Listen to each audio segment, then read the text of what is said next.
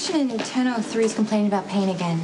Well, did somebody teach him how to use the morphine button? He says it's not enough. Of course he's saying that. He's got a drug dependency, and I'm not about to feed it. So you want me to do nothing?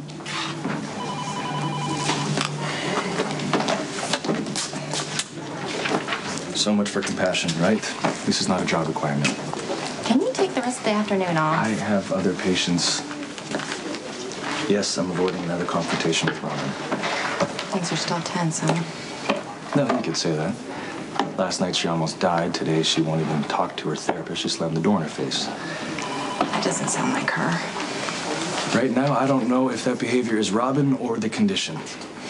Worst of all, she's turning me into the enemy. And I mean, if she's not talking to me and she's not talking to her therapist, Elizabeth, who's she talking to? 3 is resting more comfortably, and the nursing staff thanks you because we don't have to listen to him complain all day. Yeah, that's good. I lowered his dose of morphine so he wouldn't leave here an addict, too. So. And that's why they pay you the big bucks, doctor. Yeah, well, he turns out he's not such a bad kid. Probably didn't get enough attention as a baby. Let me ask you a question. You're a mother, obviously. If you had a condition that prevented you from taking care of your kids, I mean, wouldn't you do everything possible to fix it? Motherhood isn't a straight road. You know, there are a lot of twists and turns you have to navigate based on who you are and who your child is. God knows I've made plenty of wrong turns with my boys.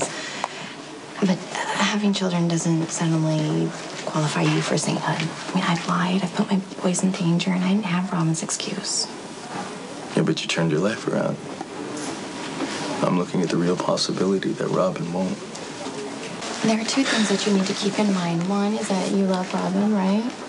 And 2, whatever's happening right now is not only happening to you, but it's happening to her as well. And when you pretend that all your fear and your anger and your heartache aren't important anymore, that's when things get worse. I don't want to upset Robin any more than she already is. So it's okay to just let this fester inside of you? I can deal with it. Okay, then how are you dealing with this whole Rochester thing? You mean the guy? Yes, I mean the guy you saw her was standing outside her hotel room. How is this playing out in your head late at night when you can't sleep?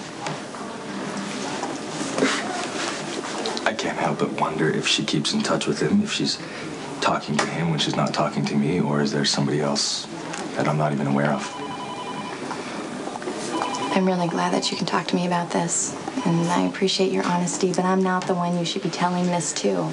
You should just tell Robin that you were in Rochester and that you saw her with this guy. I know, but really, there's only 2 possible outcomes. She's going to feel punished and wrong, or she's going to flat out deny that she even slept with the guy in the first place, and either one of them is going to help her get over her depression. And what about you?